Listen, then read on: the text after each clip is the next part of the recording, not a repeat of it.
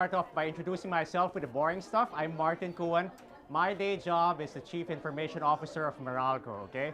So I know you guys familiar with Meralco, and especially when there are price hikes during the summer season, right? So it's very close to your hearts as well. Well, don't worry. Well, we have to pass it on to our generators. Okay.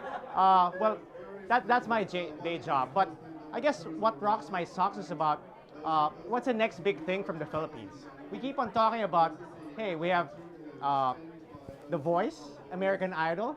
You know, Jessica made it to the top 7, right? But what's next? We were very good in the service industry, right? We have good doctors, we have good nurses, good IT engineers, right? In my past life, I've been working for a lot of multinationals, allowed a company to grow from 400 employees to 2,500 in 3 years, right? Bringing a lot of work back to Manila. But is that all that we can do, right? What can we do to showcase the Filipino talent, right? So the challenge is that why can't we replicate or improve upon the startup movement in Silicon Valley? Okay.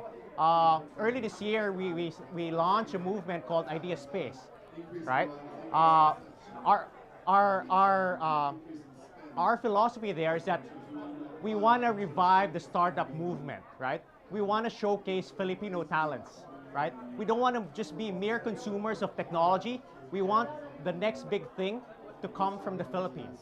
We want the younger generation to be inspired. We don't want them to, I want to take nursing so I can go abroad, right? You want them to dream big. You want them to pursue their dreams, right? Pursue their dreams, fail, and work upon that failure, right? Rise again from that failure.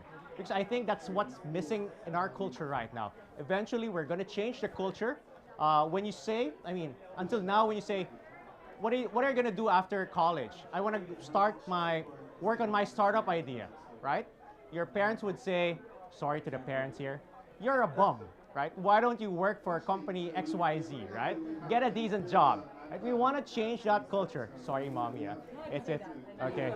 Yeah. So we want the younger generation to take risks.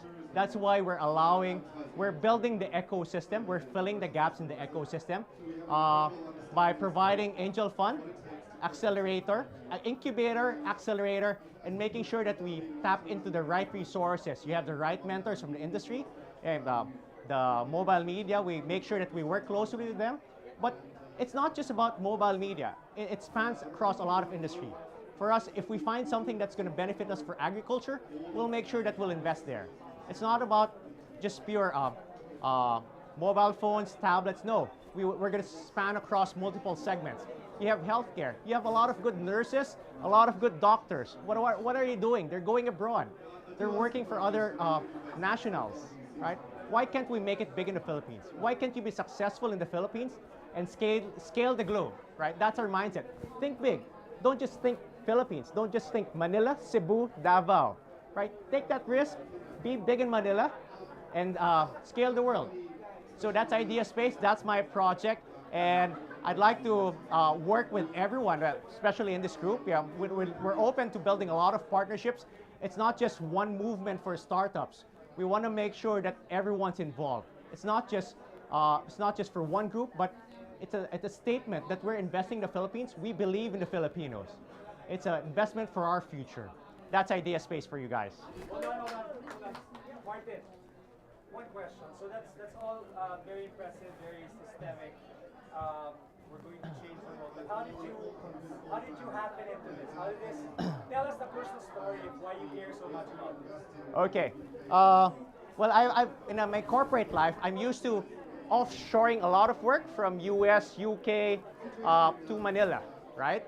So I can't name the company, but a lot of the P&L or the forecast of the traders globally is processed in the Philippines already, right?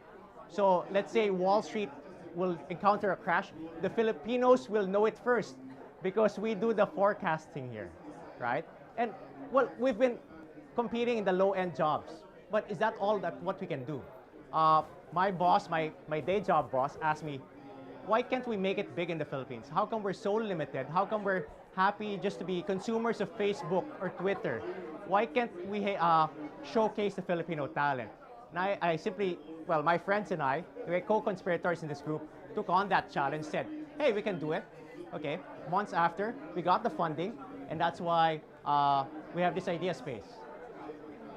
So sige, well, that Martin actually didn't answer the question why he cares, you personally care so much about it. But we'll let you have a stab at that again. Okay. One of the thoughts I'd like to inject in the group is, so we have Ivy who just spoke about obviously from an artistic, more artistic bent.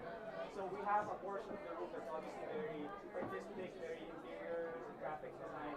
Then we have now women here who've been successful in the corporate world work, involved in Gawad Kalinga. Gawad Kalinga, for the purposes of some of our foreign guests here, they build, who's going to talk? 30 seconds of Gawad Kalinga. Great interruption. So we're not going to be using the microphone anymore.